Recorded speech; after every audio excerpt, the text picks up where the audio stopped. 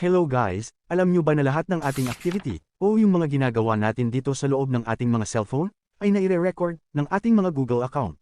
Oo, totoo yan, kaya mas mainam, na i-delete natin ito kahit once a week lang. At sa proseso naman kung paano i-delete, ay merong tamang paraan dyan. So kung paano yan, para ma-delete na natin totally lahat yung ating mga activity, ay ganito lang. First, punta lang tayo dito sa ating mga Chrome browser. Tapos dito, i-search lang natin ang may Google activity.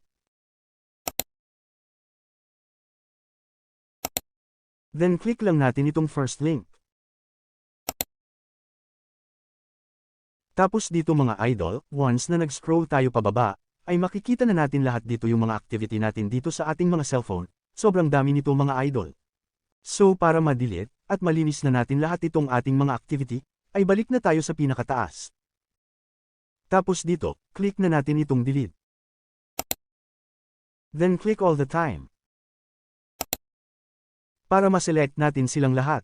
Then kapag nakaselect na silang lahat, ay click na natin itong next. Then click delete.